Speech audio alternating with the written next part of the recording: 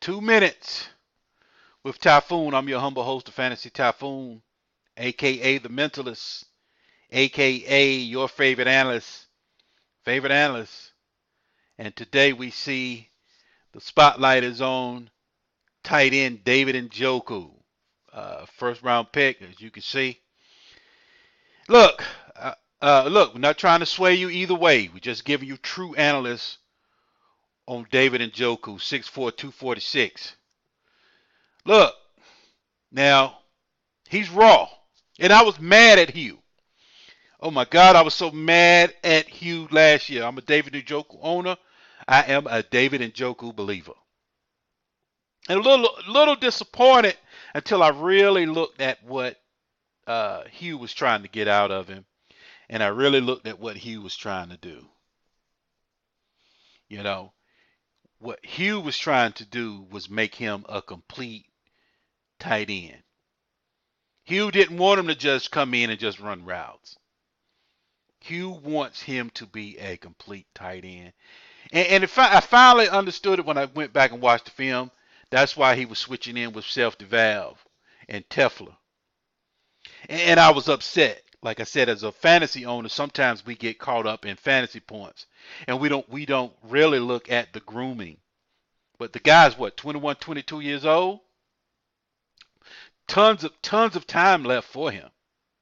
There's tons of time left for David Njoku. Look at his route. Double move. Look at him. Whoop! Let me get that. But, like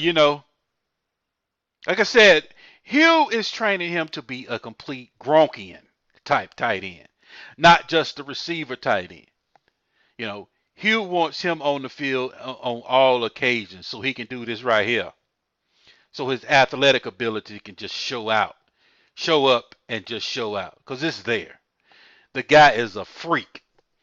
It's there. Now we're just trying to get his blocking to catch up with his catching skills. Like this here. Watch this. Not no. That's not supposed to happen from a tight end. Now look, if you own David Njoku as I do, there's an uptick coming, but I don't know what you call a breakout. From what he did last year, pretty much anything better than that would be considered a breakout. Now, is Typhoon what you're saying? We can finally expect the 1,010 TD David Njoku? Nah, that was not there yet. We still got to look. That will happen under the Baker Mayfield regime. The Tyrod Taylor regime will see a uptick in Njoku, but we're not there for that full supreme status just yet. You got to hold your horses a little bit. You got to be patient. The David Njoku will get probably about 650 yards. I would say about 6 to 7 touchdowns, which is he's on the way. He's still going to outdo Evan Engram, O.J. Howard, and all the other tight ends drafted the same area he was. This is the dude. This is the guy that's going to do it.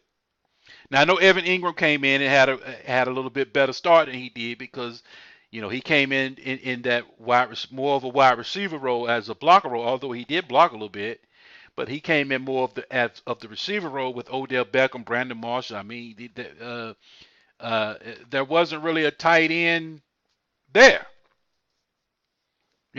Basically a receiver there.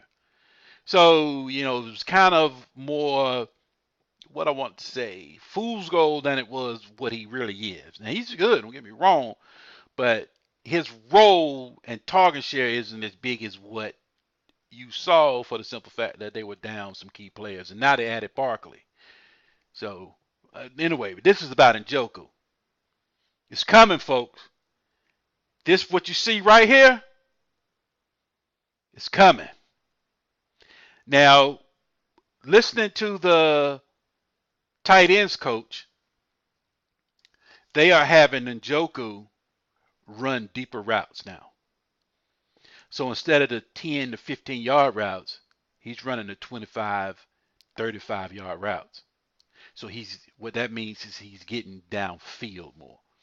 Now, I just want to watch this play one more time and then we gone. Not this one here. even though that's an eye catcher. So expect to see that right there. Expect to see those touchdowns because he's already a red zone threat, which is great.